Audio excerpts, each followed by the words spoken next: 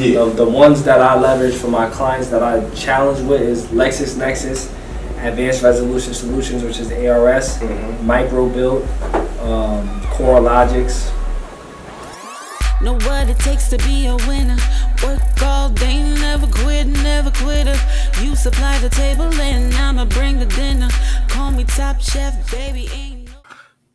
This podcast has been sponsored by DiamondCashIncentives.com. Check out these awesome merchandise we have. Wear my message and let it become yours. What's going on, everyone? This is the DC Incentives Podcast. Once again, we are here. What's up, Nyron? Hi, I don't have that kind of energy right now.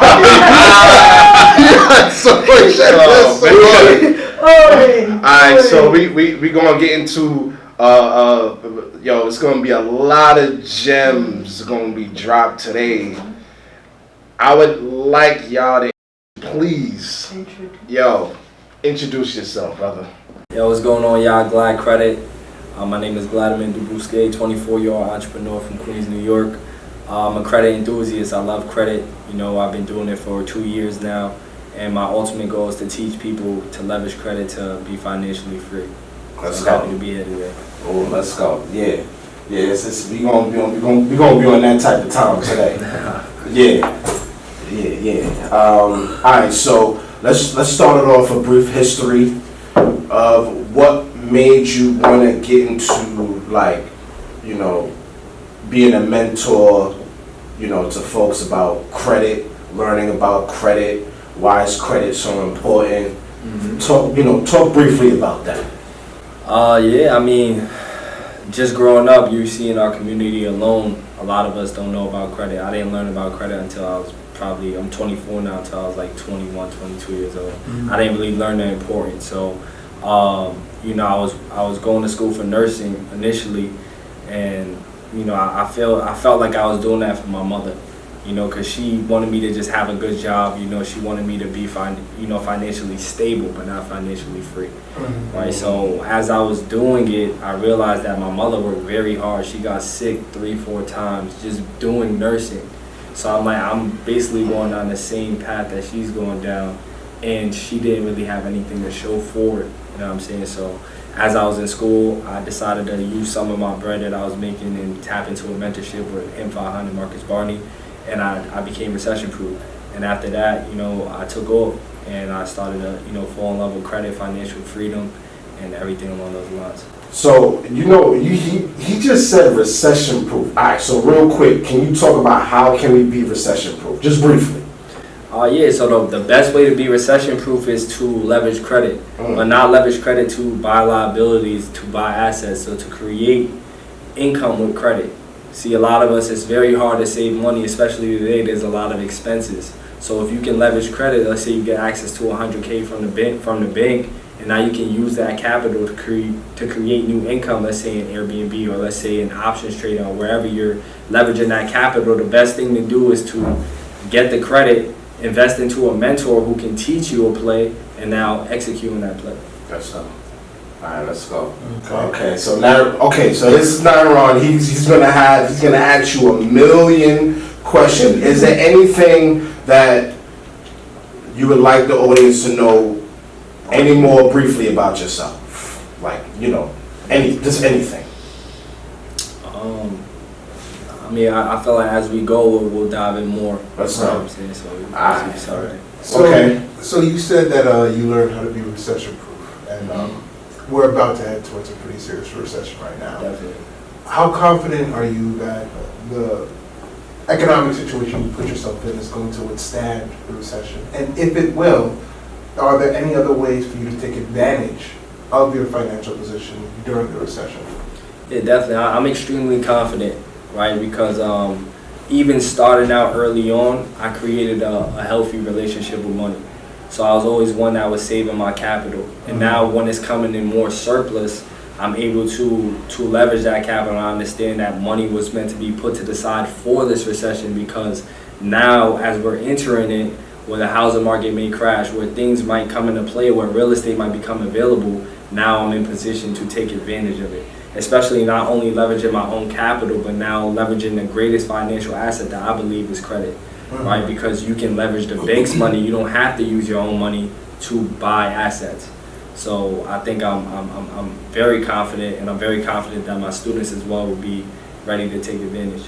Okay. And you said you started in nursing school, and you left that once you found your mentor. Right? Yeah, so I graduated, I finished my degree, I got my nursing degree. Oh, so you can be a nurse if you want. Yeah. Oh, perfect. Beautiful. Yeah. All right.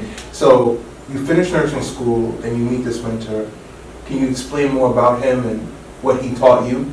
Yeah, so actually during nursing school, so while I was in nursing school, I started my mentorship. It was a program that basically taught me credit repair, how to start a credit repair business, and also how to fund myself and get access to credit funding. Right, so what that means is that, you know, getting access to high limit credit cards from the banks, maybe with 0% APR. Really? So with the 0% APR, now you have access for 12 months of free money, where you just have to pay a minimum balance, and you can leverage that to create. Okay. And how did you find this mentor? Online, so I've been following him on YouTube. Really, my brother was really heavily tapped in. My older bro, Phil Credit.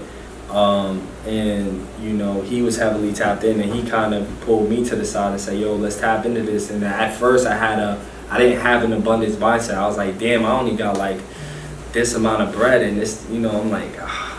And then he had to really talk me into it. I'm like, and it was the best decision I ever made. You know what I'm saying? Tapping into that. I believe mentorship is a hack to life. And you're still in communication with this mentor even to this day? Not like so now he's grown, so he has a lot of mentees, over 5,000 mentees. So not, you know, really in communication one-to-one, but you know, I heavily believe in investing in myself. So that wasn't the first person I invested into. After that, I bought more mentorships and just growing myself personally, just like I would invest in college. I invest into my personal development yearly. So I'm always skeptical about hearing the term mentorship. Like I've seen, you go on YouTube, right? And then you see those commercials. I was broke for like 5 years, so I just divorced. You know what I mean? And then now I make over $100,000 every month. Like, how do you sift through those bullshit artists? Oh, he said bullshit. Come on, I better man. get my French. How did you know this was the right person to follow? You know, how did you avoid those type of people? You gotta do your due diligence, right? Due diligence is everything. So just analyzing, you know, what he was able to do, and just receipts. Receipts are everything. The social proof was there, right? So just not just seeing fake people like these commercial people that just probably get paid to do so, but actually seeing real live results and people who are doing it, and him actively doing it himself. It's just like, it made sense. You know what I'm saying, to tap into that. So even I mentor now, I have mentees crushing it. I always tell them, do your due diligence even before, because I'm not trying to sell them something. I'm not trying to sell a product. As a mentor, you are selling, but you're not trying to sell your product. You're selling an outcome that they already want for themselves. Right? So he already had the outcome that I wanted for myself. That's how I knew I was ready to tap in. Okay. Rich, you have a couple questions? All right. So let's get it. How can we leverage credit? Yeah. So the best way to leverage credit is to first understand that, you know, your credit is your greatest asset. So first you have to build it out. So a lot of people, they try to get access to high limit funding, but you don't have the necessary credit score to do so. So in order to get access to funding, you need a minimum 680 credit score. But not only the credit score matters, it's also about your data points. So what data points are what builds your credit score up. So what I like to say is 35, 30, 15, 10, 10. Right? 35% of your credit score is payment history. So you must have 100% payment history in order to get funded. Right? One late payment could drop your score 60, 70 points. Jesus. 35, 30. 35, 30, 15, 10, 10. 15, 10, 10. What is that? So he explained that. Yeah, so he was getting to it. He was breaking it down. Go ahead. My fault.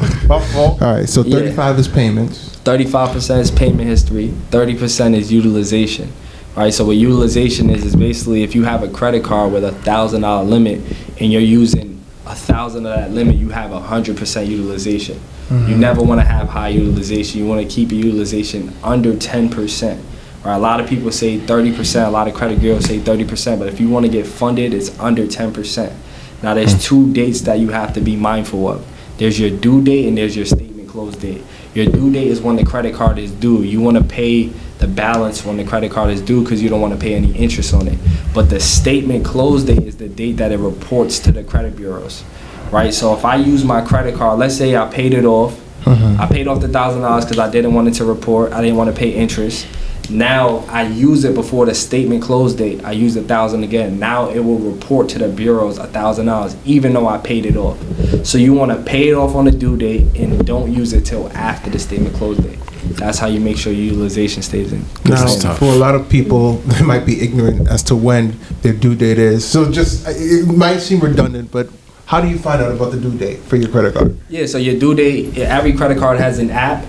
In your app, you'll be able to see your due date. And typically, they'll send you, statements, monthly statements via mail or email where you can see your due date. But just log into your app. You know, everything is virtual now. So log into your app, you'll see your due date. So we have payments, 35%. 30 is utilization.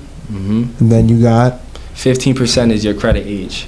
So credit age is very important, but of course with credit age it takes time to build credit, right? So you just have to basically wait to build your credit. That's how you establish credit age. But another way is to get an authorized user trade line. So what an authorized user is, it allows you to piggyback off of somebody else's history. So let's say you have your mom or your dad or a family member with great credit, 10 plus years credit age, right? They can add you as an authorized user, and now that 10 years of history becomes your history.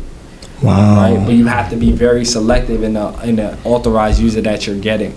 So one thing is you got to make sure that the credit card that they're putting on your file has 100% payment history, because if it has negative payment history, that's going to negatively affect you. And then you got to make sure that card has low utilization as well, so that doesn't affect you. But if it has those things, you're good to go.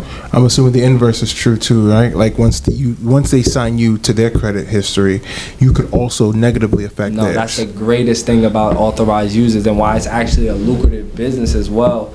I make an additional about $3,000 to $5,000 a month off selling my trade lines, just because I know people can't affect me. Right? I only can affect them, but they can't affect you. How? How is that possible? Because my credit card goes on their credit report. None of their history touches mine. So only my card is hitting their report. Okay. Our history never mixes. And what sort of legal transaction do you have to do in order to have your credit payment history on their history? So each credit, like if you sign into your Chase, even when you get a credit card, they will say, hey, do you want to sign up for an authorized user? Right? The reason why they do that is because the banks want to make money. So they know if they have 2 spenders on the credit card, that's going to be double the spending, right? So they want you to add authorized user trade lines. We just find a way to make it lucrative and to make, a capital off of it. So, quick thing. Is it like a time frame you can have you have to have that person on your credit? So it depends. So it depends on what you're doing. So if you're getting it from a family member, right, or you're not paying for it, then you can stay on their line forever, right, however long possible. But for me, when I'm selling my trade lines, I keep them on for 60 days. So whenever someone is coming to me for a trade line, it's about doing something pivotal when you have that trade line on your file. Okay, so if I understand you correctly, let's say you have one of your mentees and their credit score is like 580. All right, okay, kind of bad.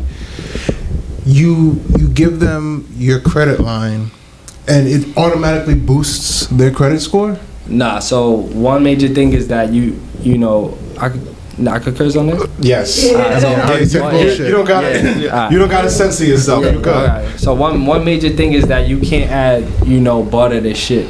Right? So what that means is that a credit authorized user is butter, it's fire. But you can't add that to bullshit. So if I added that to a 580, it's not gonna do nothing for that 580. It may go up 20 points. What it is that if you have an optimal credit file, 100% payment history, you have good credit already, you already have a 680, you may have a 700, you're just lacking the credit age. What it is you add that authorized user, now I get the credit age, and now my score goes up 40, 50 points, and now I'm in position to get funded. So what we do is, before we fund anybody, because we also do fund, we help people get access to funding, we add an authorized user trade line just to give them more data points, more strength before it's time to get money from the banks. Wow. I've never heard of this. I've never heard of this. But then again, a lot of us are ignorant about finances and financial history. Hey, So- that's the purpose of why he's here. So to reiterate, we got payments. Yes. So you have your payments, you have utilization, Yes. you have your credit history. Or, I mean, what is it, credit history or credit payment? Credit history? age. Credit So age. 35. Credit age. Yeah, 30, Yes. 15 is the credit age. Credit age. What's the next step? So 10% of the score is going to be a mixture of accounts, right? What that means is that you have two types of accounts. You have revolving accounts, which are your credit cards, right? That means that sometimes you have different payments on it, right? And then you have installment accounts, which are like your mortgage, student loans, auto loans. That means it's the same payment every month, right? So you want to have a mixture of these accounts on your credit profile, and that's going to give you diversity. So it's called account diversity. So what I like to do when I'm building out a credit profile for someone, I'll add about 3 revolving accounts and at least, 3 installment accounts and like 2 revolving accounts to their profile. So what that looks like is, like, let's say we get a secured credit card in an account like Self Lender, which is basically an app that helps you pay, basically an app that helps you save money, but it helps you build credit while doing so. Okay. And then Self Lender, maybe some secured loans from a bank, things like that, to help them build out their credit file. That way, when it comes time for funding, they'll be ready. Okay. And then what's the other 10 after The that? other 10 is new accounts and hard inquiries. So hard inquiries can impact your credit score. What a hard inquiry is that whenever you apply for new credit, a bank will pull your credit report to see if you're eligible. So they'll put a hard inquiry on your file. So whenever you have too many hard inquiries, it can negatively impact you. So you want to have less than 3 inquiries across all 3 of your credit bureaus to be optimal. Okay. So let's say if I want to be approved for a credit card, and that's a hard is that a hard inquiry if I want to get a credit card? Definitely. So it depends on the bank as well. Some banks do soft inquiries, right, which means that they'll still check your credit report, but they won't hard pull it, right? But most banks, you will get a hard inquiry for applying for a credit card. And that's the same thing as you getting a car loan. Okay. They're gonna hard pull you. Okay. But if these are normal transactions, right? Applying for a credit card, getting a car, for instance, it sounds like having a hard inquiry is almost unavoidable. So how could you just limit yourself to 3 if anything you do would require a hard inquiry on your history of credit? Yeah, so hard inquiries stay on your credit profile for 2 years, right? So really what it is that anything after 6 months, a hard inquiry won't impact you as much. So you can have 6, 7 inquiries on your credit profile, but you don't want to have too many in surplus in a short period of time. So, say, not even a month, 1 week, you may go to 3 different places trying to get Gotcha. Okay. That's high risk activity. Banks will see that, like, then you apply for 3 different lenders in the last 3 weeks. What are you trying to do? You're gonna automatically get denied. Gotcha. So you gotta give yourself time in between your inquiries. That's the best way to operate when you're getting funded. Okay. So how many months you think? Like I've said, like 6 months, 3 months. 6 months. Okay. It's solid. Gotcha. Okay. I want to ask this question, but so there's travel credit cards. There is there's cashback credit cards. So what do you think as far as like when it comes to credit cards? Like, what do you think is an advice for that person? So the first thing when you're looking for credit cards is understanding your benefits and what you need it for. Gotcha. That's the biggest thing, right? You don't just want to go a credit card shopper without understanding what you need it for. Gotcha. So I have cards for cash back rewards, right? I have cards for travel rewards like the Amex Platinum, Chase Sapphire Preferred. right? And I have cards where, you know, I'll maybe dining, or when I run my ads, I'm using my Amex Gold, my business gold card, because it has 4 times points on your greatest spend for the month, right? Things like that. So you want to know exactly why you're using the credit card so you can be strategic in the way that you're leveraging. All right, so since we talking about this now, I might as well just ask this question. Okay, so so when my credit was bad, I had Capital One, the Quicksilver. It was just to boost up my credit plus cashback rewards. Then I got the Savior.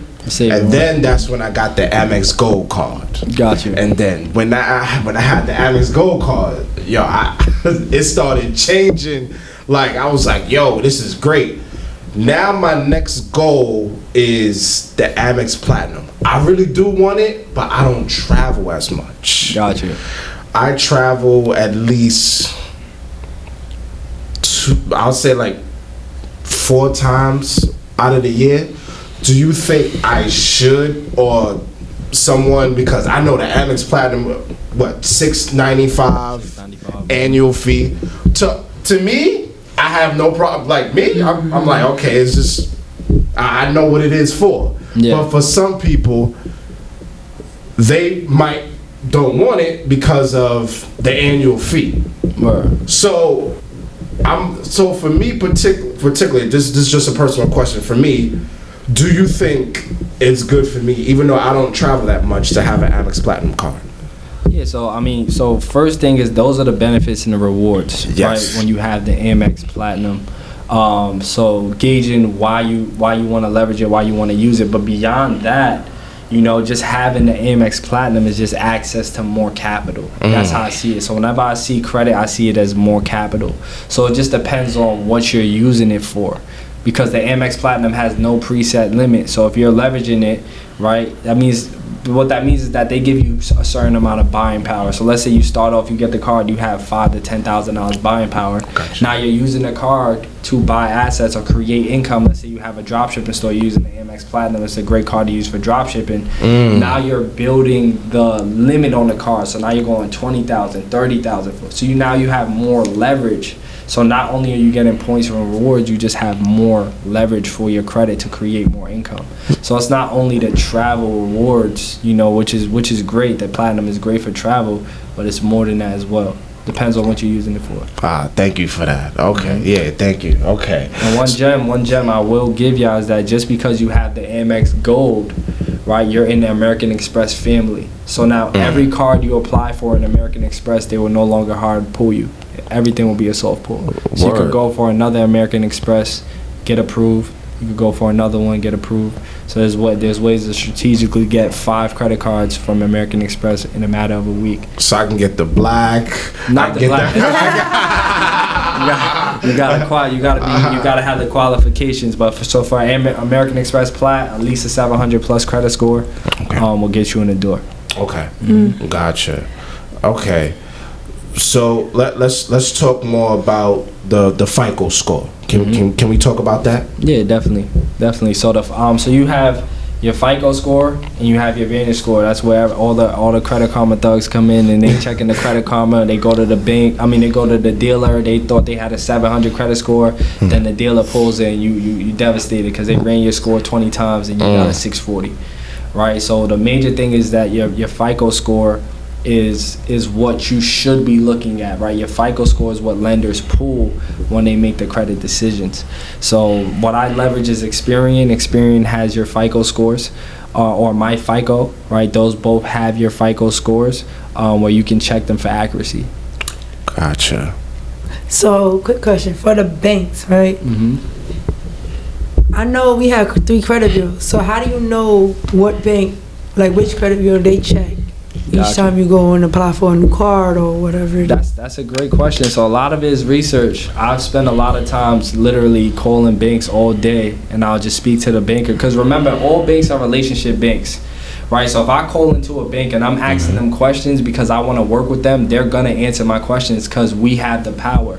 Remember that banks, so let me just go a little off topic before I answer that, all banks need us to bring the money in so that they can lend. So they want to work with you. So if I call in, I say, hey, MCU, Municipal Credit Union, I'm like, hey, how you doing? I was just calling in. I was looking to work with y'all. I love what y'all doing here. I was looking at your credit card product, and I want to know, what bank do you pull from? They'll literally tell me, hey, we pull from Experian. And now I'll know. So now what I created, I have a secret lenders list where I basically put all that information that I got, and I put it all on a list so people can actually leverage that when they're applying for credit cards. So would it be better to go to have a credit bureau? Dang, I'm saying it wrong. Have the credit union or a regular? So it's a deal, like whichever one to deal with. That's where I love both banks. I love I love major banks like Chase, Citibank, and I love credit unions as well. I say you don't have to be one-sided. You can do both. Right, so if you're looking for credit unions and you may not have the best credit score, right, 660, 670, some credit unions will still approve you, right? So it's better to might go that way, right? Because the biggest thing about banks is that Chase has so many people looking for credit, so they can be very selective. Credit unions don't have that. They want you to come in because they need more money in their system, so they're willing to give you lending even though you don't have the best credit score. So if you don't have the best credit, I will go to credit union's route. But if you have great credit, you go both routes, because now you can get maybe a $30K limit from a credit union when Chase will probably give you a $10K limit. That's good. Okay. So what type of credit unions are there? So there's a lot of different credit unions. Most credit unions, a lot of them are nonprofit. So you gotta operate and get into their network. So with credit unions, you can't just apply for their lending. Yeah. You have to get into their union, basically. Gotcha. So you have Navy Federal, which is big. Everybody loves Navy Federal because they give big limits, right? Navy Federal Credit Union. But a lot of people don't know there's thousands of other credit unions just like Navy Federal giving out the bag.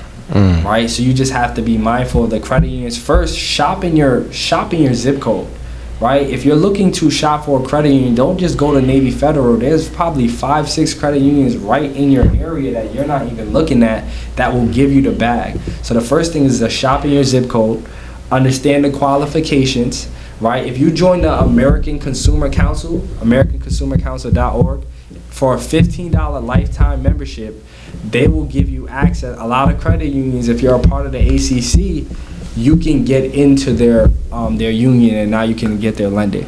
That's a gem. That's a whole gem. Okay. And that's statewide too. That's not only in New York. You can get access to credit unions in Florida, anywhere if you're a part of the American Consumer Council. So American Consumer Council, it's like a website they go to? AmericanConsumerCouncil.org. What you can do is sign up for a lifetime membership. It's $15, and I promise you it's worth it. Then they're going to send you a certificate to your email with a member number. You'll take that member number or the certificate when you're going to certain credit unions, right? One credit union, for example, that leverages the American Consumer Council is NIH Federal Credit Union. National Institute of Health Federal Credit Union. They have personal credit cards where they give out 25K limits, and you can get a line of credit with just one inquiry. So you can get access to two loan products with one inquiry, and all because you're a part of the American Consumer Council. So a $15 lifetime membership can get you access to $40,000 in funding. Take that funding and create. And just a lifetime membership. Once you pay that $15, you're good for life. No, that's a whole gem. Definitely, yo. Thank you for this. That's a whole gem. Xavier. Nope. All right. Not right now. All right. So when we talk about we talk about the personal credit. Let's get into business credit. Can you talk more about that? Yeah, so one major thing is that, business credit is amazing. Business credit, now you're starting to separate yourself from, the personal, which is always great. But one thing is that you can't separate too far. So what that means is that you still need your personal credit to acquire business credit. Right? Unless you're getting non-PG, non-personal guarantee, which means they're not pulling your personal credit, or you're not a guarantor. But typically you're going to be a guarantor when it comes to business credit and business funding. So you want to make sure that your personal credit is still solid, right, before going for business funding. And typically, if you get personal funding first, right, business credit tends to 2 to 3x your limits. Okay. So if you have low limits on the personal side, right, $3,000 limit, and now you go for business credit, you've never handled a higher limit in surplus, so they're not going to give you a 30, 40K limit just off the strength. Right, so you want to make sure you have your 15, 20K limits on the personal side. So when you go for business credit, now they praying you 35, 40K limits on the business side as well. And you need a LLC, S corp, C corp. Okay. So I mean, there's different kinds of business funding. You can operate under sole proprietorship. Some people do sole prop business funding. Right, you're not more likely to get funded, but you want to definitely establish your LLC, and you want to do that the right way, or corporation or S corp, however you want to do it. But you want to do it the right way. So do not have an LLC under your home address. How I see an LLC is that it's a separate entity. Just like you are a person, your LLC is a whole nother person. Right? So you need a separate business bank account. You need a separate address, a separate phone number, a separate business email, not a Gmail, y'all. Not a. I don't have stepsofwealthllc@gmail.com. I'm talking about info@stepsofwealthllc.com, something along those lines. So, wait. Say that again. Hold on. That was the whole gem you just dropped. Say that again. So not a Gmail. You want to have something like contact@stepsofwealthllc.com or info@stepsofwealthllc.com. Something that's going to show that you're a legitimate business, because as an LLC you want to be as legitimate as possible. So get your business address, get the business phone number, right, a 1-800 number, right, not your cell phone, right. You also want to have, your business email, right. You can get the business address on regis.com, or there's a few other ones. Like iPostal one I don't leverage too much, but Regis is a great one that I use actively. Regis, what's it? regus.com. Gotcha. You could get a virtual office with Regis, and with that virtual office you pay like $50-$60 a month, and now you have a business address for your LLC. Gotcha. And they'll do mail forwarding and everything, so anything that goes there will come to your house, and now you have a solid business address. And what you got, the DUNS and the EIN, you need that too? Yeah, so if we're talking about setting up the LLC, there's 3 documents that you need. So the first document is going to be your articles of organization. Okay. That you file with the state. So you have many different companies who offer LLC formation, but you could literally do it yourself. Gotcha. First, you file the LLC with the state, which is your articles. You get that, and each state has their own filing fee. So in New York, the filing fee is $200. Right after that, after you get your articles, right, and the name, you want to make sure the name is available. You're gonna go ahead and get your EIN. Once you have the EIN, you can get it on irs.gov. It's completely free. You can go in there and get a quick EIN. It takes about 5 minutes. The last thing you want to have is your operating agreement, which you can do like on legalcontracts.com. You can get your operating agreement. That basically just goes over who's in the entity, right? Is it a partnership, 50-50, 70-30? Is it 100% owned? Yes. Your operating agreement. Those are the documents you need. And then lastly, you can go ahead to dunsandbradstreet.com and get your DUNS number. And then you have, everything you need to start building out business credit. Yo, let's go. Oh man, let's go. Oh man. So everything. All right. So let's get more deeper now. I got the business credit, and I got my personal credit. Now that I know how to leverage and get my Fico Score and my credit reports and updated and everything, I want to have a vehicle for my business, or I can get a vehicle for my personal credit, or I can put it for credit card. How can I put my credits into a vehicle? Right, so of course, you're gonna leverage a loan, an auto loan, of course. If you're doing it under your personal, the best thing to do is with a credit union. So a lot of people go to the dealer and they go apply for a loan, and now they pull in multiple lenders just to get access to that funding. Instead, create a relationship with a credit union, right? Navy Federal is great for auto loans. You have a lot of different unions. Penn Federal is great for auto loans, right? Once you create that relationship, apply for an auto loan through them. They're only going to pull your credit report one time. Now you can go take a check that you get from that company and you go into the dealer and you have purchasing leveraging now, because now you're putting, let's say the car is $38,000, but you got a $35,000 check. Hey, I come in like, yo, I got $35,000 right now. What y'all want to do?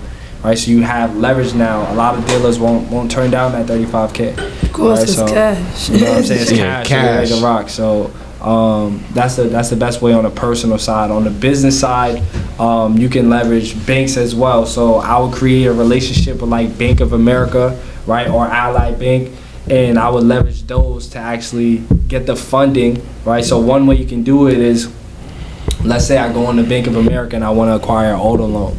The first thing you want to do is establish a relationship with the banker, right? So when I go into the bank, or any business bank, I'm never going empty-handed. So I'll come in there with $5,000 to $10,000 and use that as a deposit into the account. So now I'm showing that bank that I want to create that relationship and I want to be there, right? From there, now they're willing to offer me the loan products because they see the money that I'm bringing into the account. So you don't even have to ask. They will ask you, hey, do you want to, do an auto loan? And now you apply with the banker and you get approved for a nice auto loan to get right. All right, so let's get into. Okay, so let's get into. Now we got the vehicle under our business name. Let's get in. Can we get more into that now? Yeah, so I mean, it comes with with Bank of America. With Bank of America specifically, you can get up to 4 vehicles under your business name, under your LLC. So it depends on what you're leveraging it for. As I said, right, you can have a vehicle that you want to put on Toro, right, to make it extra income. It just depends on what you're leveraging the vehicle for. But the greatest thing about having a car under your business name is that now it's not on your personal. So your debt to income ratio stays low. So let's say I'm looking to purchase a home in the near future. If I have an expensive vehicle under my business name, that's not on my personal credit report. So now it won't affect me getting a home or getting any lending. Fire. That's fire. All right, Nairon, it's on you. Actually, I do have. Actually, I'm sorry. I'm so sorry, Nairon. This is so rude. Unbelievable. I'm sorry. You gave me the rope. sorry. Snatch it back. For our audience, for all the listeners that's out there, how can we turn credit to cash? Got you. So some of the best ways to turn credit to cash are through manufactured spending, right? And that's basically fake spending, basically turning credit to cash through fake spending. So there's a few different ways to do it, right? One major way is like through TJ Maxx or Costco's or BJ's, right? It's called a split pay method. So let's say I go into TJ Maxx, they have what you call purple label bags. And with those purple label bags, they're about $2,000 a pop, right? So if I go and I get 2 purple label bags for $4,000, what I'm gonna do is I'm gonna pay for it with my credit card, but I'm gonna pay the taxes with my debit card. So now both cards are in the transaction, right? I let them know, like, I want to pay the taxes with my debit card. Both cards are in the transaction now. So now when I go make the return, I'm gonna make the return to my debit card, right? Because both cards are on the receipt on the transaction. So specifically with stores like TJ Maxx, Costco, BJ's, they allow you to do this. But certain stores like Apple, they're gonna return the payment to the card that you swipe with, right? So now I use the debit card and I get the whole return to my debit card, and now I just turn credit to cash, and I still got the 2% cash back, which would be like $80. So I made money in that transaction. I had the liquid capital to leverage. And this has to be for a specific bank? Specific store. Specific, I'm sorry. Does this have to be specific stores? Yeah, specific stores, because certain stores have updated systems. So back in 2020, Apple was great to leverage and do that way. I used to go into Apple MacBooks, I would liquidate, turn my credit to cash, and I would get the cashback rewards and points, right? And even Dick's Sporting Goods was a store where you can leverage, but constantly stores are updating their system, so you just have to stay on top of it. But you're liquidating and turning your credit to cash in that way. And what is liquidate? Liquidate is turning credit to cash. Yeah. Okay. All right, Nairon, so you. All right. So I'll use I'll use myself as an example. All I right. already used myself as example, so All go right. ahead. Perfect. So, in full disclosure, I didn't get my first credit card until 2019. I always believed in just using your debit card because if you have it, you have it. If you don't, you don't. And I slowly transitioned into using a credit card because of the understanding of the power of credit. I guess my question is, in terms of trying to make a big purchase, like putting a down payment on a home, is it beneficial to have more than one credit card that you use to establish a history of credit? Yeah, so you're not saying using a credit to put the down payment out. You're just saying building your history. Building your history. Is it beneficial to have more? Because I recently got my second credit card from another bank, but like I never did that before. So, I mean, is it beneficial to have multiple credit cards under your 100%. history? So if you go on any site, like even on Credit Karma, even though I say don't check your credit score on Credit Karma because it's not a wrong score, it's just a Vantage score. So it's still an accurate score. But if you check the data points, they say 10 plus accounts is positive. 10 plus accounts is optimal, right? 10 plus accounts, right? 10 plus revolving accounts is optimal. So me personally, I have 30 plus credit cards, right? And it will not affect my lending because I understand the game of credit, right? As long as I keep my utilization down, as long as I make all my on-time payments, my credit will stay in good standing. So, I mean, where do you even find 30 places to give you a credit card? I thought there were like 10 banks. Like, where did you find 30? Like, where did you go? There's thousands of banks. There's thousands of banks and mainly credit out of the state, right? Even in our ecosystem here in New York, there's so many banks that we walk by. First National Bank of Long Island, Municipal Credit Union, Bethpage Federal, Jovia Federal Credit Union, Dime Bank. There's like First National Bank of Omaha. There's Webster Bank. Like I can name so many banks. But They're all there. Like you have to have a bank account with each and every one of them in order to do this, right? Not necessarily. So it depends on what kind of funding you're getting. So if you're going on the business side, I'm going to create a relationship with that bank because I know I can get more lending from them. So I'm going to create that relationship. But on the personal side, banks give out credit cards because they make money off of credit cards. So the relationship is required because if they give you a credit card, their goal is to make money off the interest off of you. So they're willing to give you the lending. You know what I'm saying? So it's just about being financially responsible with your credit once you get access to it. I don't use any of my credit cards to buy liabilities. I leverage it to create cash flow for myself and buy assets. Because with the cash back rewards and points, right? You see the shirt I bought, I did not spend cash for it. I use my points, I use rewards for it, right? The shoes I have, I got for free, leveraging a play. And I got my shoes for free, right? So you can still have nice things, but do it responsibly, right? The best way is to do it responsibly. Finances, finances always confuse me. It's like I get it and then I lose it and then I get it and then I lose it. For example, that whole thing about turning your credit to cash, I was with you, and then somewhere along the lines, I was not gonna lie, I was lost. I felt like a dunce. So this might be redundant, but can you just repeat how you turn credit to cash? Wow. Yeah, definitely. So I'll repeat it.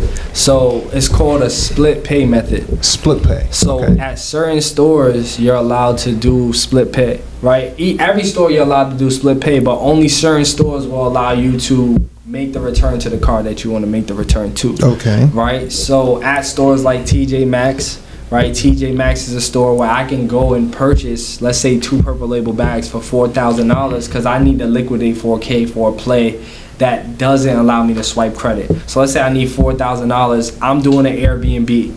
I need $4,000 for my Airbnb as the down payment in order to acquire the lease. Okay. Right? So I want to leverage my credit for that because I know the Airbnb is going to bring me income. Right? So what I do is I go ahead and I liquidate. I go to TJ Maxx. I swipe the $4,000 on the credit card. The taxes on to purchase the bags. To purchase the bags. So where's I'm going to return the bags afterwards. Aha. I'm going to return the bags, and when I return it, I'm going to use my debit card as the transaction for the return. Now that money goes into my bank account and it's liquid. Wow, all right. So in layman's terms, you started off with no money, right? You wanted to buy something. You started off with no money. You used your credit with TJ Maxx. Said, I'm going to buy these 2 bags from TJ Maxx. You did it with $4,000. You swiped it for $4,000. You got the 2 bags, and after some time, you returned the money. Next day, I return it. The very next day. Sometimes the same day. Sometimes I go right back in the store and I make the return. Okay. So you return the bags, and the money that you get from the return is sent to your debit card. Yep. By sometimes the same day or the next day, you have that capital, and now you can use it to get into that Airbnb to start creating that new stream of income. But why not just withdraw that same money from a bank? Because let's say you didn't have so one thing I love to do is leverage credit. So let's say I have a 0% APR for 12 months or 15 months. Why would I use my own money? Even if sometimes you need money for a rainy day, right? So even if I have that money in my account, I'm not gonna I would rather use the bank's money to create income, right, than use my own money out of my account. That's just the way I see it. And I get a nice 2% cash back when I liquidate too, so I made $80 on the transaction as well. So even if you wanted to let's say you wanted to just liquidate it to use the credit card, right? I make the $80 and then I use the money in my account to pay off the card after, right? Okay. But some people are spending a lot on bills. They don't have the capital to put up for Airbnb. So why wait to save when you can leverage the credit? Now, because that's an income producing, you're going to make money there, leverage your credit, and then when you get the money and the profits back, pay back off the credit card. Okay, so I want to, all right, but I'm going to play God's advocate. I'm going to play God's advocate. I'll go back to when I was taught that, I was taught that credit was bad, and it's a form of debt. I have my debit card. The only thing I'm gonna do is only pay with cash or debit card. I do not want to use my credit. Actually, I don't even want to touch credit cards because I was taught they were bad. Okay. So, why should we, even though you answered the question already, why do you think having a credit card is more beneficial than a debit card? All right, so we're gonna analyze. I'm gonna analyze you, and I'm gonna ask you a few questions. Talk to me. And then we gonna talk about it, right? The first thing is that who taught you that credit was the devil? Who taught you that credit was bad? My mom. And now, family, right? And now my mom told me the same things, right? But is your mom financially free? No. Right? Is your mom in a position that you would want to be in financially? No. So why would you take advice from her? Right? The wealthy, of course, I take advice from my mother as well, and I love my mother, but certain things she can't teach me. Right? She can't teach me that credit is bad. The reason why she told me that is because she bought liabilities with credit. So a lot of people get stuck and say, yo, I want to be debt free. Debt free is still zero, right? I could be debt free and not own anything to pass to my children. I would rather have debt because I can leverage it to create, and now I have stuff to pass down. As long as my assets outweigh my debt, then I'm earning in surplus, right? It's all about earning in surplus. You have some of the richest people like Grant Cardone. Grant Cardone has hundreds of millions of dollars in debt, but he has billions in assets. How can you create let's talk about a mortgage, right? In order to buy a home, you need to take a loan. So why does it become that when it's time to leverage credit to create assets, now it's an issue, now credit is bad? Why are you willing to take out a student loan? Why are you willing to take out a student loan to go get education that will not pay you what it's worth? For example, right? I went to nursing Don't censor yourself. Keep going. So, I do not censor yourself. Just flow. If you gotta, Okay. if you think you're gonna sound offensive, don't worry about it. Keep going. All right. Nah, so the thing is that So let's go back to that, right? So the first thing is that there's a thing that is called I just made a post about it. It's called being liability free or being debt free. You see, I don't want to be debt free. I want to be liability free. What that means is that I want to be free of any debt that does not pay me back, right? Can you list some of those liabilities? Like, for examples? Yeah, for example, a single family home is a liability, right? Really? Because I purchased my mama home, right? A single family home. That's something that we live in, but it's not bringing us any income. Of course, it has equity, it can build equity over time, but it is still a liability because it doesn't pay you. We pay it every month. There's no money coming back to me. My vehicle that I bought is an asset, right? Because I do pay it, but when I did get it, I leverage it in my videos. I leverage it because people like social proof. So I call that an asset. But for some people, their vehicle, they just wanted to get a nice car. It is a liability. Your car does not pay you back, right? These are liabilities that a lot of people try to look wealthy instead of actually becoming wealthy. So because you're trying to be something that you're not, now you've attached this thing that credit is bad because of your bad habits. So you have been buying cars that you can't afford, you've been taking trips with your credit cards that you can't afford, and now you have bills that you can't pay. So now you're saying, yo, credit is bad, I gotta stay away from it. But on the other side of the scope, there are wealthy people leveraging credit every single day to create wealth and income. You have the richest people. Jay-Z has a mortgage. Jay-Z did not buy his house cash. Why would you buy your house cash? Because that money could be used elsewhere. They have mortgages. Why would they take mortgage? Because they believe that credit is an asset to be leveraged, right? So I say Jay-Z because a lot of our culture, they follow rappers, they follow people like Rick Ross, very financially literate, right? They leverage their credit daily to create new income. So one thing I would say, right, is long-winded, but you're leveraging credit to create. Credit is not bad at all. When you have to analyze that question, I had to analyze it and I had to understand who was I learning from. You know what I'm saying? Now my mom has an 800 credit score and she's no longer saying credit is the devil. She's not saying that no more because she didn't have the financial literacy. Okay. Right? And that's why people are afraid of what they don't understand. So because they are afraid, they try to protect us. So your mom just tried to protect you because she didn't understand credit. And it's love, but it's also hindering us as a culture in growth because we're not growing, right? And it's crazy because when they tell you to use credit is when to buy a home or when to use credit to go get some private student loans to get a job that's never going to pay those student loans back.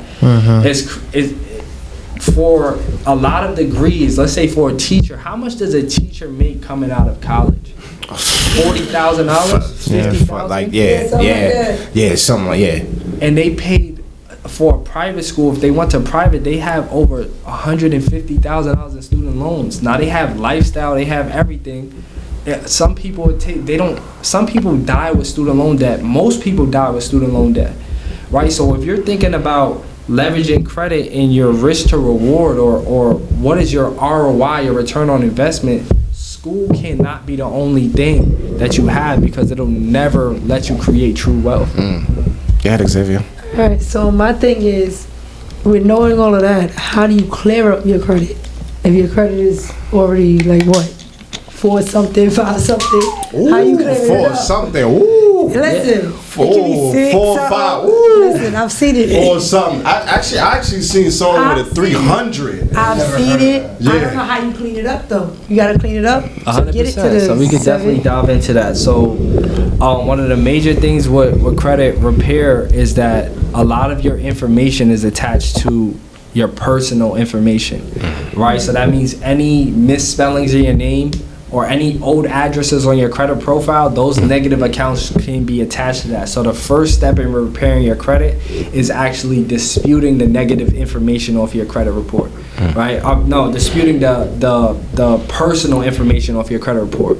When you start to remove that excess personal information, you'll see that accounts will fall off just off removing that. Because a lot of these credit reporting agencies, what they do is they verify accounts just by attaching it to your old data, right? So that's the first thing. Remove your personal information. Anything that's a misspelling of your name, and you can go check your credit report, and you can literally see any misspellings of your name, any old addresses that don't need to be there. The first thing you're going to do is you're going to remove that. So they remove anything from old addresses? Yes. If it's an address that you might have been 20 and had a credit card, that particular one will be removed compared to you being 30 with a different address. So it raises your chances. Sometimes you'll have a collection account from a credit card that was attached to an old address that you used to live at. So if I remove that old address from my credit report, they no longer can verify that information is mine based on that old address being deleted from my credit. So now I have more of a chance when I go into actually disputing the accounts to get the accounts removed. Right? The second step in is that credit reporting agencies, they're just credit reporting agencies. They say credit bureaus, but they're really not bureaus. There's only one bureau, right? That's the CFPB, which is the Consumer Finance Protection Bureau, that actually protects us against the malpractice of these credit reporting agencies because they do violate our rights, right? So one thing is that when you're looking at credit reporting agencies, there's millions of people with negative history on their credit profile. So that means there's millions of disputes going in every single day, right? Or hundreds of thousands going in every single day. There's no way that they can send a dispute or send an investigation to each bank that a consumer is disputing with.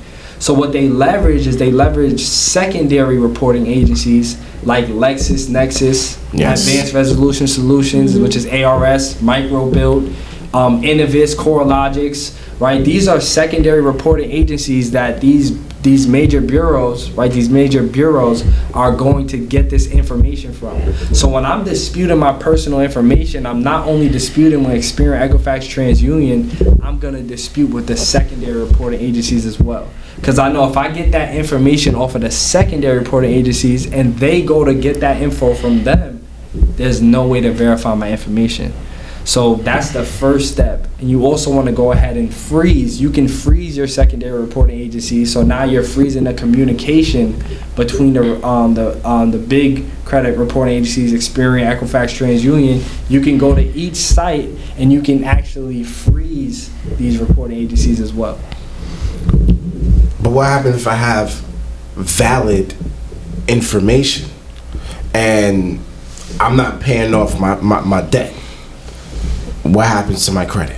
Right, so your credit is definitely gonna drop, right? Your credit is gonna drop if you're doing the wrong things with it, right? And of course, even if the information is valid on your report, it can still be deleted, right? Based on if it's reporting in compliance. Word. So when I repair my client's credit, some of them, a lot of us fall on bad times. The pandemic was a bad time for a lot of people. You had to use your credit. You went into bad debt.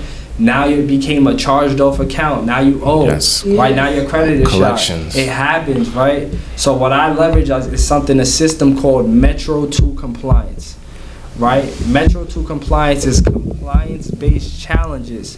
So based on the Fair Credit Reporting Act, everything on your credit report has to be reporting 100% accurate according to coding, which is called the eOscar system.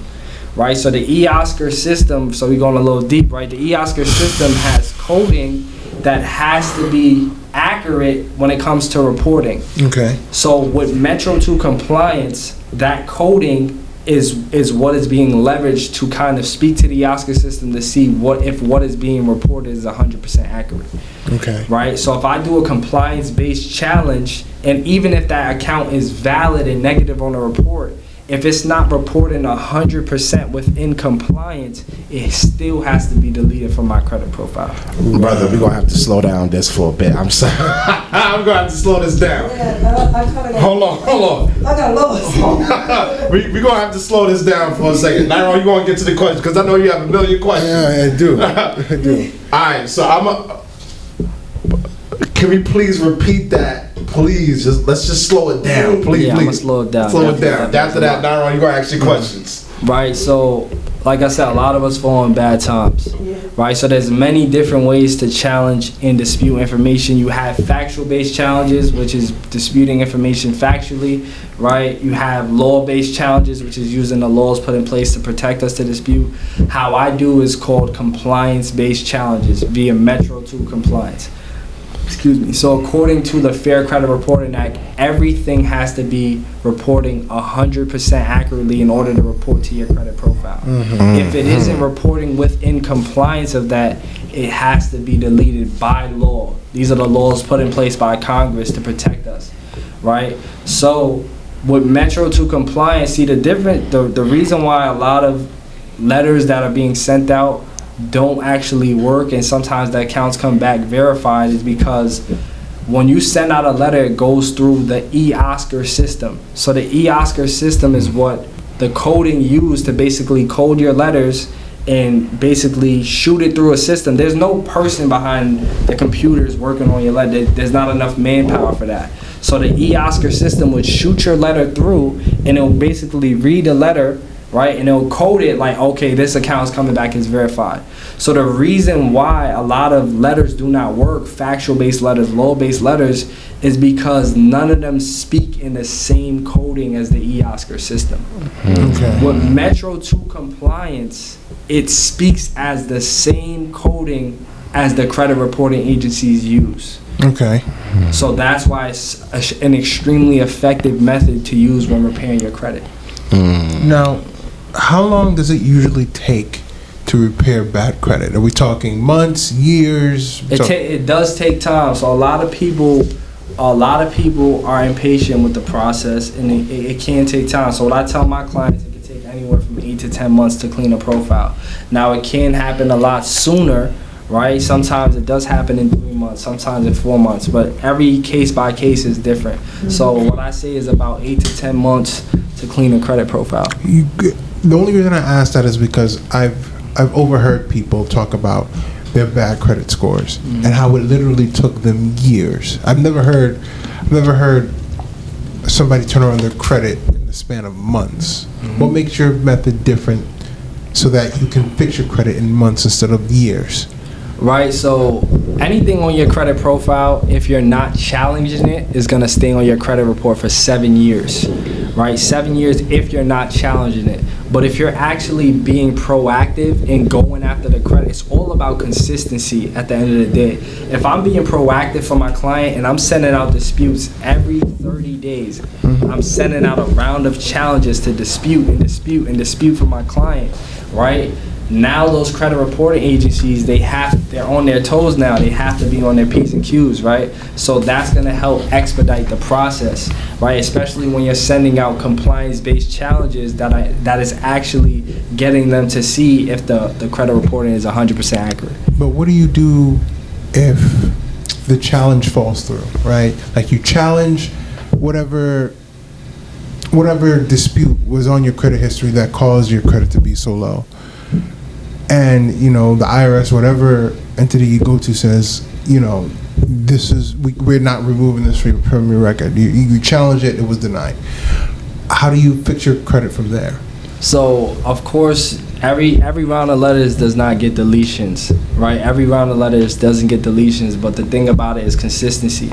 So you send out another round, right? You send out another round challenging a different aspect of that reporting.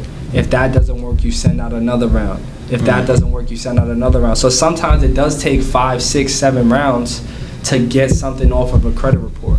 But as long as you're consistent, you know, it eventually will drop off the report. Now, that's not to say that, so no credit repair is guaranteed. It's illegal to guarantee credit repair. That's what I'm saying, right? Like it doesn't, so like there's no way any and all things on your credit history can just be removed, you know, or deleted. Yeah, so sometimes in the case that you'll find that, you know, some clients, you tried everything you could and it just didn't happen for them. You know, sometimes that can take place. Okay. But, you know, typically that's not the case though. If you're consistent and you're proactive with the repair process, the account should come off. Especially if you understand credit repair and how to do it, it should come off the credit report. So just to go back on what You say you have to update your information. How do you go about updating? So one thing you can do is just call the credit bureaus and let them know that there's misspellings of your name on your profile, or there's old addresses that do not belong to you, right? Because if those old addresses are on your credit report, it is leaving you susceptible to fraud, because fraud is huge, right? So someone who has, let's say, who has your old information, they can use that information to apply for a credit card. So you let them know that by having these addresses on my credit profile, you're making me susceptible to fraud. I want them removed from my credit report. And all those misspellings of your names, you can also ask. Another way to do so is just by sending out a personal information dispute letter, where you can just dispute the information. You find the information on your credit report by logging into Experian or Equifax or TransUnion. You get access to your credit report, and now you can dispute the information, sending a letter to the credit bureaus. You just answered the question. What is the best way to dispute? Letters, calling, or online?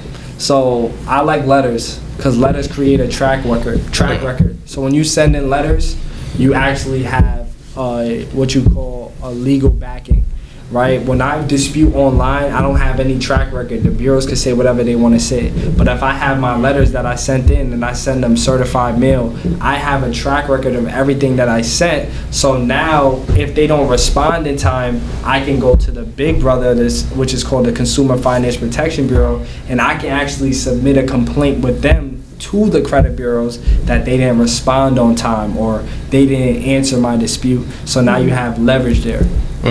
So online, mailing in your disputes is best. Okay. Oh, we getting a lot of credit. This is a credit repair. Go ahead. So I'd like to make the transition from people with bad credit to people with good credit. If somebody wants to do something along the lines of, let's say, purchase a multifamily home, and you know they have good credit, is there a way that you could leverage their good credit to make sure they get a deal on a down payment? Or like, if there's like a $300,000-$400,000 house that they want to purchase that's multifamily, like, can you help them make sure that there's a discount in their down payment, or they might not even have to pay any money at all because their credit is so good? How do you assist with any of that? So that goes into my partners and people who I affiliate with, right? So I work with mortgage loan officers, I work with real estate agents who are more profound in that. That's not my specialty.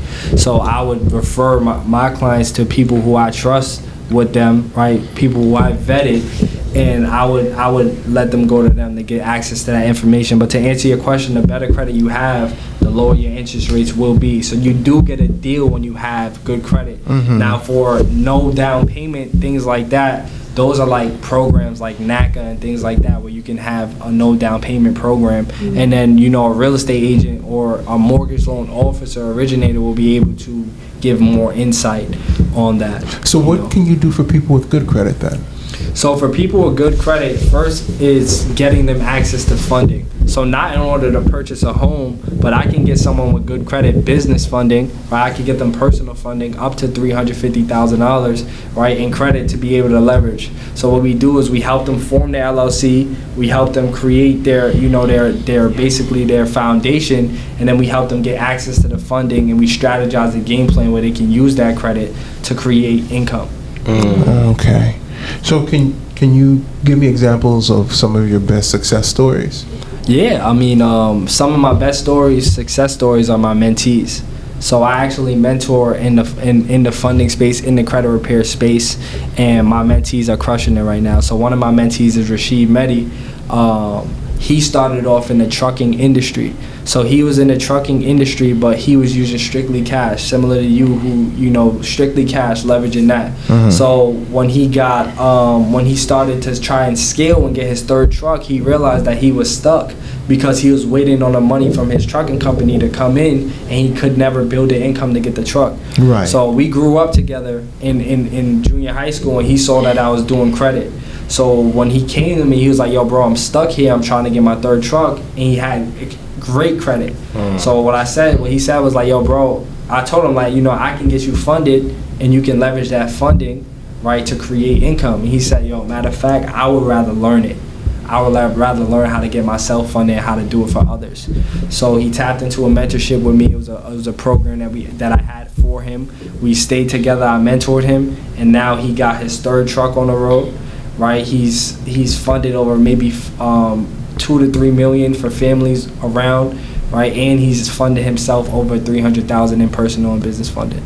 Now, So, can you also attest to some of the failures, some of the people that didn't work out? Yeah, 100%. So I've had in my time frame, I've had 3 clients who I've refunded for my repair service. Wow. Right, in my 2 years of doing business, I had 3 clients who I refunded. The first client I refunded, not because we didn't get the job done for her, but my communication could have been better. Right, so whenever I don't provide top of the line service, I'm going to refund the client. Right, so my communication was poor because I was going through certain aspects of my life and I let it affect my business. Right, then 2 other clients, we have a refund policy that if we're not able to get any deletions for you within 90 days, right, 90 to 120 days, then we'll give you a refund. So for that particular client, it just happened that he didn't get the deletions or she didn't get the deletions just yet on their profile. So everything is not a win. You know, every day isn't a win. But, you know, as long as you have more successes than your losses, and I'm open about my losses as well, you know. No, that's great. You got to have integrity. Of course, integrity is everything in your business. So, I mean, how do you bounce back from those failures? You know, how did it make you feel? How did you recover? If you haven't, how are you recovering? Yeah, so I mean, the biggest thing is understanding your why and your vision, right? So my vision is so large and so huge that I understand that these failures come with the territory, right? Everything can't be good. That's just not reality. Right, so I understand that. Of course, I had to just go back to the drawing board and understand where I faltered, and just be like, you know, where can I improve? So if I stay down so long that I'm not improving, now it's defeating me. I don't want to be defeated. So I went back to the drawing board. I say, hey, how can I improve on my systems that I have in place so I could communicate better? So now we have an emailing system. Whenever we send out letters, the clients know that whenever they want to get in contact with us, there's a link that they can book a call to hop on a call and discuss their credit. So now there's 100% communication there, and that loss I took actually helped me improve.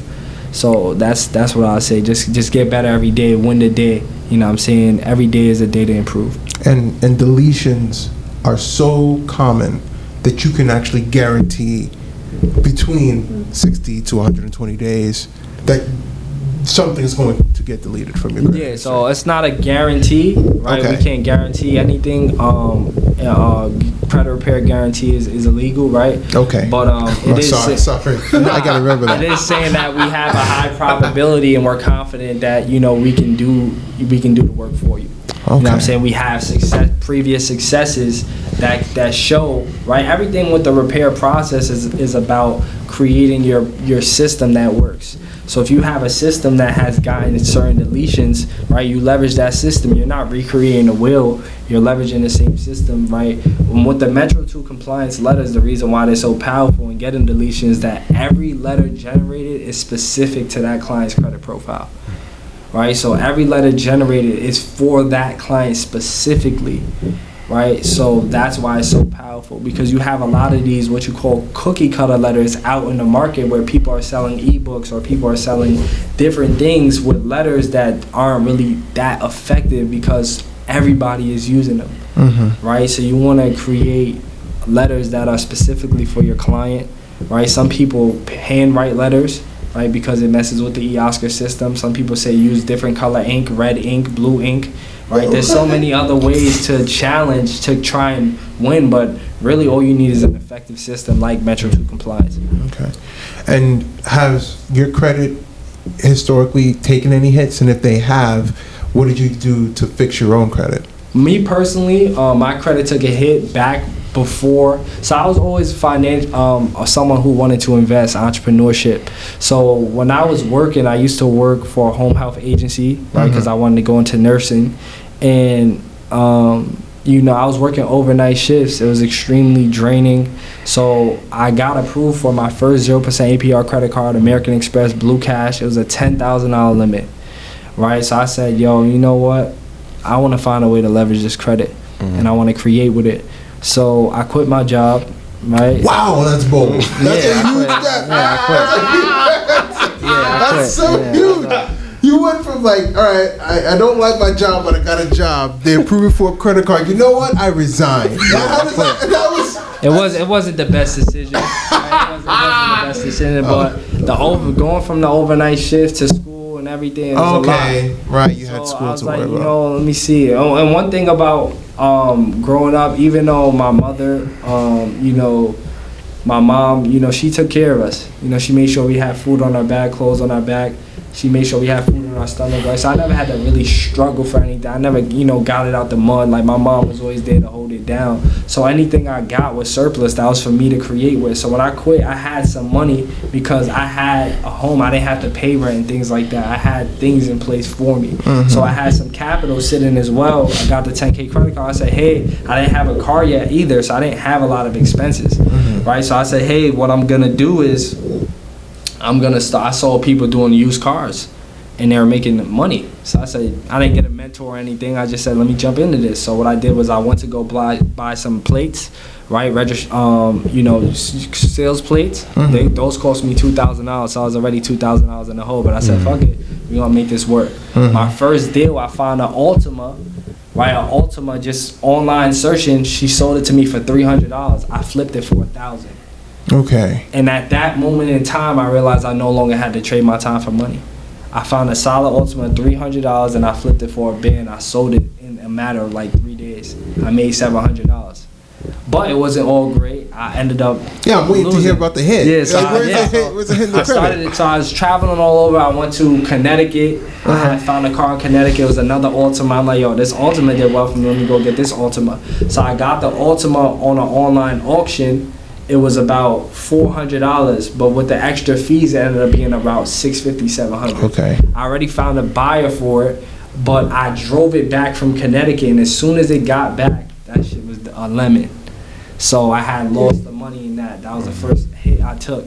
Then I had got a Honda Accord, right? No mentor. When I said mentorship is a hack to life, I didn't understand the comps and looking at the cars. What I should be looking at, having a solid mechanic come to the dealer, come into the auctions with you, right? So I got a Honda Accord. That Honda Accord I paid around $2,000 for, right? I was able to actually flip it, but I actually flipped it for less than what I got it for. Oh, so you took a loss. I took a loss there too. And while I'm doing it, I'm getting the capital, and I'm not. What I'm doing is I'm not paying my credit card back because it has 0% APR, right? So in my mind, I got 0% APR. I have time. That's the worst thing that you can fall into with these 0% APR credit cards. That's the thing that they do to you. You have time to pay these cards back. So now I'm not putting the money back on these cards, on this one card, and I don't realize that I'm spending money too. Right, money is going places, and by the time my 12 months is over, I owe $9,000 on this credit card, and now the interest is there because the 0% APR time is done. So now I'm like, damn, my utilization's at 100%. My credit score took a hit, so I started working again. I did get, you know what I'm saying? I had to pay back. I had to pay my dues, so I started working again. I found a job at Target. And I was paying down my credit card. I paid it down, but now I understood I had to take that L in order to become more understanding, more literate. How long did it take you to? I don't know what your credit score was after you had that period where you couldn't pay it off. Yeah. How? Do you remember what it was? Yeah, it was probably 660. So I didn't have any negative history, no late payments or anything. But it did take a hit because my payment history went up. I mean, my payment utilization went up. So, so probably like a 660. And how long did it take you to flip it back to a healthy range? So it took me some time to pay down my credit card. Probably 6 months. 6 months I paid down my card back. And it was fixed from there? Yeah, so really when you have just utilization as an issue, once you pay down the card, just go instantly back up. So I'm curious about this. When I told you he has a million questions for you. I told you that. So when I applied for my first credit card, my credit limit was $5K, and then I went to Citizens. And then I went to Citizens Bank for my second credit card. Got you. And my limit was still $5K. Got you. You said when you got your first credit card, you had a $10K limit. How did you get such a huge limit? And why was mine still stuck at $5K? All right, so you first of all, each bank is different. Okay. So each bank is different. So Citizens Bank might not be giving you lending, right, because of certain aspects. Another thing is that I did have an authorized user trade line on my credit profile. What does that help? Remember we talked about the authorized user? Yes. So the trade line actually, it's not my personal card, but it did help build my history to get my own credit card as well. So I had an AU on my file, and one thing about American Express specifically, they love to be your first credit card. Yeah. They love to be your first card. So you'll stay with them in their system. They'll make sure that the first card they give you is a 10K or 20K limit. Yo, wow. They love it. Yo. Even without a business or? Yes. It's a personal. It's a personal credit card. Wow. Game changer.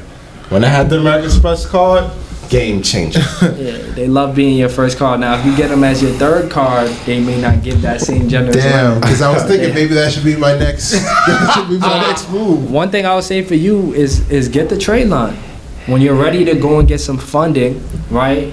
Get the trade line for your file and have that boost your aid. Because one thing about credit limits is they like to see other limits on your profile that are also solid. So if you have 5K on there only, that's why they match with 5K. But if I throw a trade line on my file, authorized user trade line, and it has a $20,000 limit, now that's on my profile too. So now that 20K might have the algorithm print out a 15K limit. And also don't only go to major banks, go to credit unions too, because you're likely to get a higher limit at the unions. Credit unions. I never thought about credit unions. Yeah, oh man, I like credit unions are essential. So what are they, and how do they differ from banks? Well, he did answer that question earlier when you was gone. Oh, I'm sorry. I had something to take care of. My fault. So I mean, we don't. I don't want him to. Yeah, you don't have to. I don't want him to repeat himself, unless it's really necessary. That's not necessary. I'll just play back on the podcast. So go ahead. All right. And have you discussed the rates of his business as well? Yes. You did? Yes. Damn. Yes, he has. Rates as in what? Like my prices? Yeah, your prices for your customers. Oh, you talking about his business? Yeah. Okay, yeah. How? So I was gonna use that for the ending, but okay, yeah. For your business, how can someone be a client to what do you normally business? charge? What do you normally charge? Yeah, so it depends on. We have different packages. So Okay. my repair service is $1,297, $1,297 for the repair.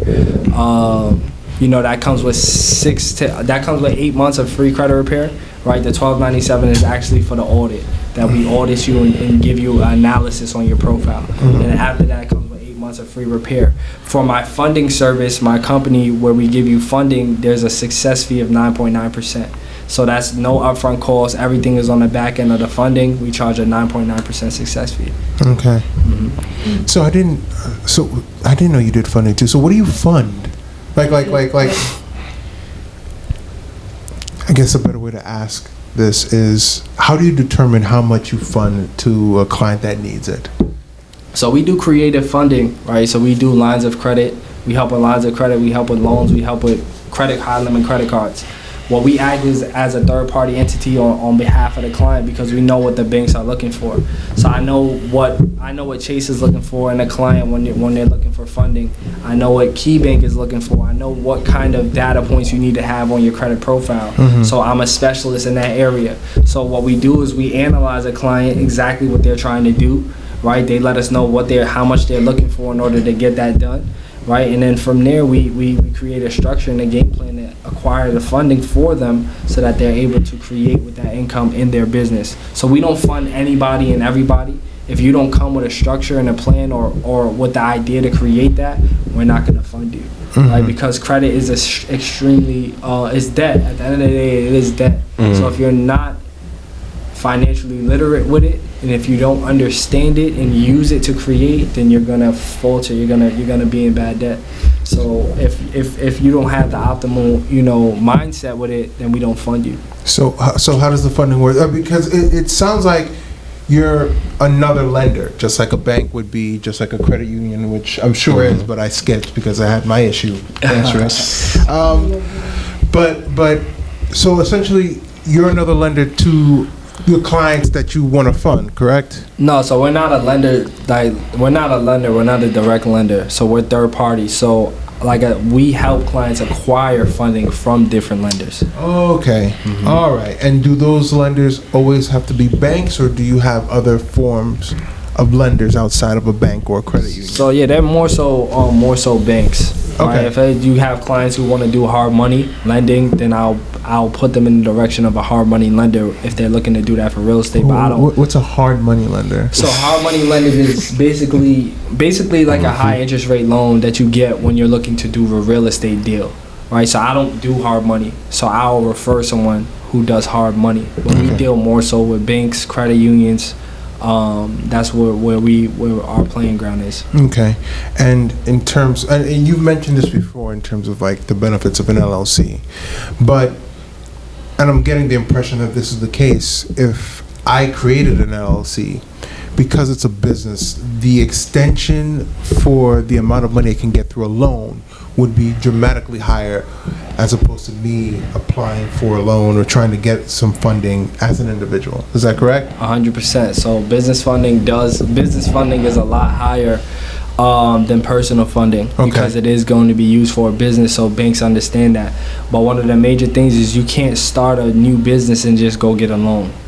You don't have no income, you don't have no revenue, there's nothing to show that you can pay that loan back. So typically for business loans, you have to be in business for at least 2 years before you can acquire a business loan, right? For certain lines of credit, it takes at least 6 months of business to acquire a line of credit, depending on the bank, right? But most banks want you to be in business for at least 2 years before you can get and acquire loans. That's why credit cards come into play, because if you have great personal credit, you can start with the business credit cards, right? You can leverage your personal as a PG. They're gonna pull your personal credit. PG? Personal guarantee. Gotcha. And you're a guarantor, right? So you can leverage that.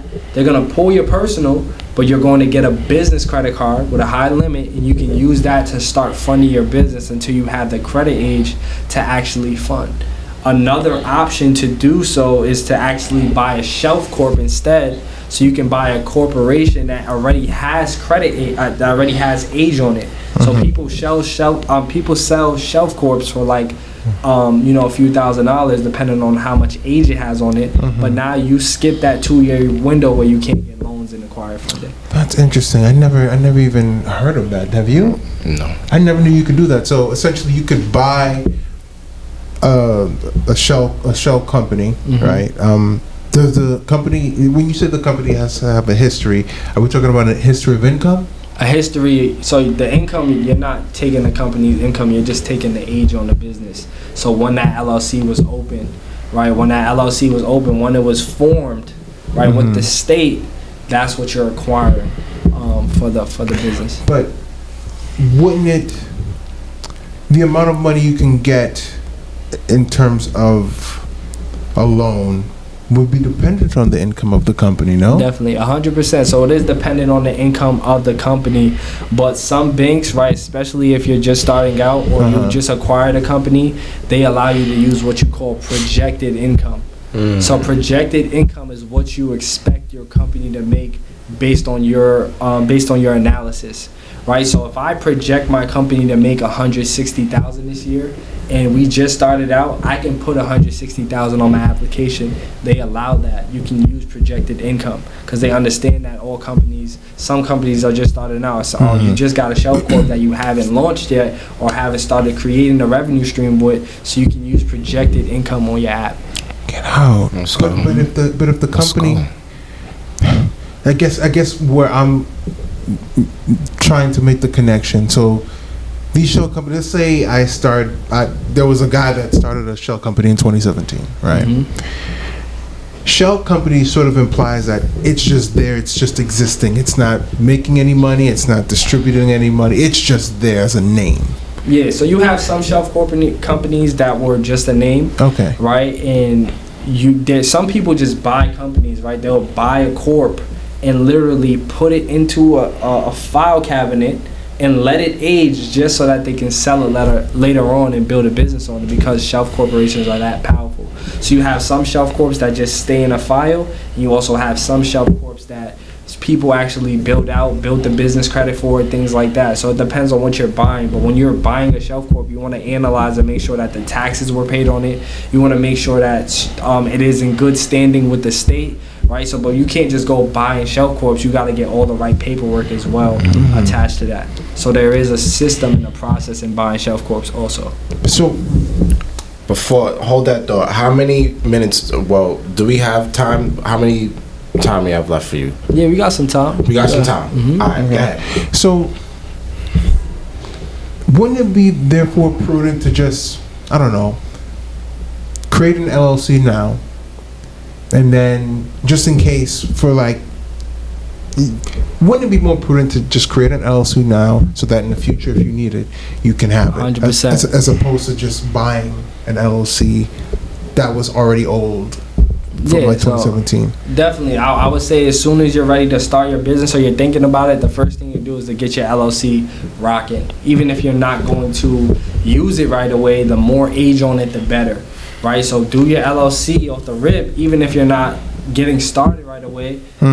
Get your LLC on the board, right? It's going to help you establish the age you need to start getting the funding a lot sooner. So, and do you does your business assist with that as well? Yeah, so we assist with LLC formation. SAS Progression LLC, that's my girl, Sarabia Adams. She does the LLC formation. So any LLC clients who need to acquire LLC, you can check out, her program that she has. So. Okay. I mean, I hear it's relatively simple, right? Like you just go to not go to the state, but like I think how does it work? You like website. Yeah, you go to like yes. For us, for example, you'd go to like nyc.gov or something, yes, and then file the paperwork and. Yeah, definitely. You touched on that. As far as filing your articles of organization, which will be with the state government website, and then doing your EIN with the IRS.gov, which is a free service, and then after, filing your operating agreement. So it's 3 documents you need in order to get acquire for LLC. And then boom, you just have it, and that's the shell LLC for when you need it in the future. Yeah, so exactly, that's the LLC you have. So what a shelf corp just represents, it's just a name that was put on LLCs that people sell with credit age on them. So that's a shelf corp. That's why they call it shelf profitable business in and of itself. Do you have you created shelf LLCs or shelf corporations? So I have LLCs that I haven't used yet, so I can sell it in the future, maybe potentially. Okay. But I do also have some shelf corps as well for people looking to acquire them. But what's the difference between, I guess... Told you. I told you. No, but I guess the real question is, what's the difference between a shelf corp and an LLC, or is there any difference? It's the same exact thing. That's just a name. So that a shelf corp is just a name created by us as a service. So we sell shelf corporations, right? But you're really just selling an age LLC. Okay. That's just the meaning of it. And if you do have a shelf corporation, let's say I've had my LLC and it's established and my Nairon is awesome LLC. Go ahead. No. And the business that I want to do is something in real estate. Let's say, for example, that LLC is going to have a credit card, right? Like that business is going to have its own credit card. So you're talking about the shelf corp that you buy? Yeah, the shelf corp that you buy. No, so whenever you buy a shelf corp, you are now taking over the corporation. So now you have to actually file an amendment to actually become the owner of that corp now. Okay. So anything prior that occurred with that corp, those credit cards, whatever they had, that's not your credit cards. You don't acquire that. You just acquire the corp. So now you have to actually acquire the corporation. You have to file with the state that it is now your corporation. Then you have to actually do a new EIN for the business as well. Wow. Because it's now your entity. So you can't just take a corp and just... Yeah, that's what I'm thinking you can do. No, all right. It's a process. So I go through all the process. It's mine. I have the EIN number and everything. Does that corporation then have its own credit card? You have to apply. All right. So now you have to apply. You applied, you got it approved, and because it's a corporation, again, we talked about it, the line of credit, I'm sure, is exorbitantly larger than if it was on the personal side. Personal, right? Would it be then, therefore, more financially prudent from that moment on to put everything on that card for the business instead of the card you would have used as an individual? 100%. So whenever you want to separate your funds. So anything you're doing for your business, you want to keep it separate from your personal. So any business expenses, I'm talking beyond business. Like I'm buying gas for my personal car. You know what I mean? Is it better to just use the credit card from the business that I own, just simply to help extend the line of credit in the future? So if you are using your personal car for business purposes, then yes, you would do so. But you want to separate your personal from your business. So if I'm not doing that, then I'm not going to do so. I'm going to use a personal credit card for my personal, because you don't want to commingle funds. Because the point of an LLC is to give you not like a liability, right? You want to have a limited liability company. So if I commingle my funds, now I'm getting rid of that liability, meaning someone can come after my personal assets because I'm using my business card to swipe my personal things. All right. So you want to separate it. That makes sense. That makes a whole lot of sense. That cleared up a lot of questions I had. All right. So let's wrap up. So Xavier, any questions? No.